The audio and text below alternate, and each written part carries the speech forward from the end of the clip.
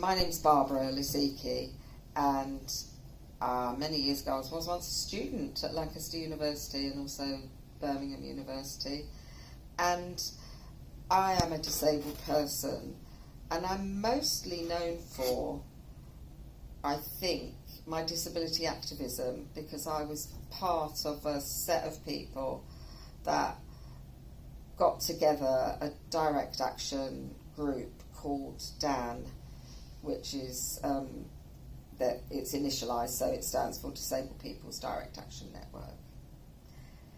And it all started, there'd been lots of demonstrations and marches and everything, and this was in the sort of late 80s, but it just felt frustrating because nothing ever moved on from there.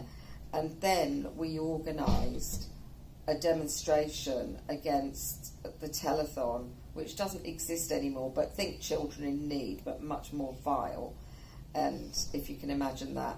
And it was run by ITV, 27 hours of patronising, repulsive garbage with all these, television people. And they made films that were just really offensive about disabled people, and they trailed them at every hour. And I was contacted, me and my partner contacted some young disabled people in Ealing, which is West London, and we were asked if we could support them in trying to put something together to resist the telethon, because they said it's coming up again, we can't bear it. This was in 1990, and it was very short notice, but we managed to pull 200 people together, and we had a demonstration outside the telethon studios for several hours, and there was a feeling of euphoria after that.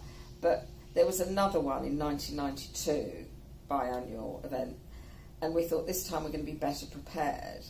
And the disability rights movement at that time had been gathering steam, and there were a lot of organisations of disabled people, so it was all actually very exciting. There was a lot going on. Organisations that were run and controlled by disabled people were starting up all over the place to challenge the traditional charities whose role had been deeply suspect. And none of these organisations, and I'm talking about the Royal National Institutes of, deaf, blind, mad, whatever, and they simply did not represent disabled people authentically, and neither did they employ us. And so they had a very, very poor track record, and so we weren't happy with them either. So the movement grew up out of self-organisation. In 1992, we started organising about 4 months before the telethon was due to be aired. We had a lot of press interest. I was, and other people were being interviewed a month before the telethon was due to be broadcast. And we called our campaign Block Telethon, Don't Phone. And it tied in with the E.T. film, Extraterrestrial, at the time, Spielberg. And the tagline for E.T. was E.T. Phone Home, so we called it BT Don't Phone. And because a lot of the donations were phoned in while the programme was being broadcast live, we managed to get 2,000 people to that action. And it was a joyful day, but the sun shone. We had a party, we brought our own PA system along, people gave speeches, they sang, played guitar, they did performance poetry. So we basically had our alternative event on the pavements outside. We blocked the whole of Upper Ground, which is by South Bank, where the ITV studios still are. And it was such a successful event, and we thought, we've done all this work. We need to do something with all these people. We can't just let it dissipate. And that is how Dan was born. And the other thing that came out of that demonstration was the slogan, Piss on Pity, which is still going today. And, T-shirts exist all over the world that say Piss on Pity. And I've still got my original one that says Block Telethon, Piss on Pity. And they were black with that shocking pink lettering right across the front. Very visible.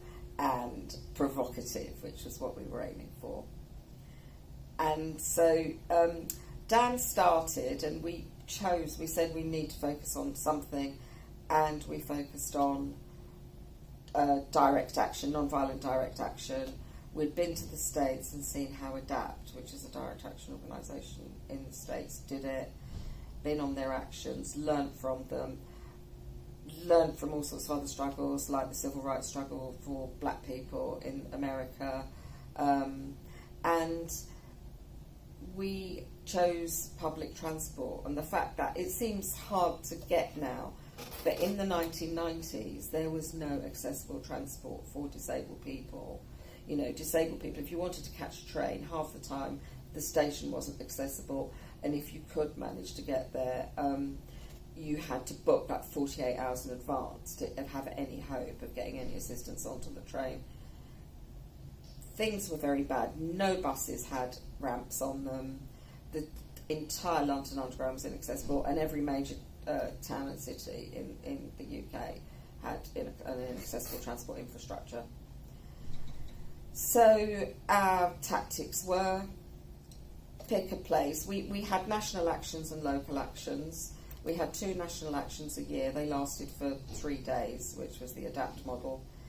And we used to do things like going to central London or going to central Birmingham or Nottingham or Bristol and catch a bus. And our version of catching a bus was roll out into the road, disabled person in front, disabled person in back, stop the bus, handcuffs, and usually here's a trade secret, windscreen wipers. And the best attaching point on a standard double-decker. And so that's what we did. We caught the bus that way.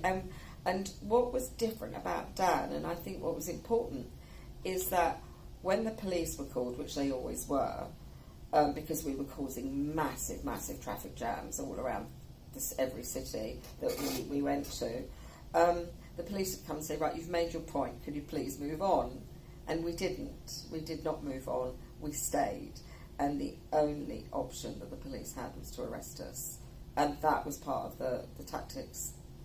And it had, we said to people, you've got to be prepared to get arrested. And you've got to be, and everything else that goes along with that. Obviously, we had legal advice in place. We'd done a lot of work putting all those things together.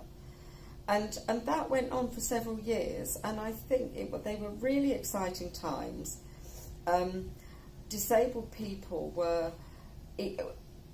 disabled people were just radicalised by this, and some people, the traditional organisations, were saying things to us like, well, you're a disgrace, and you're really giving a bad name to disabled people. And we said, yeah, well, what have you done? So what?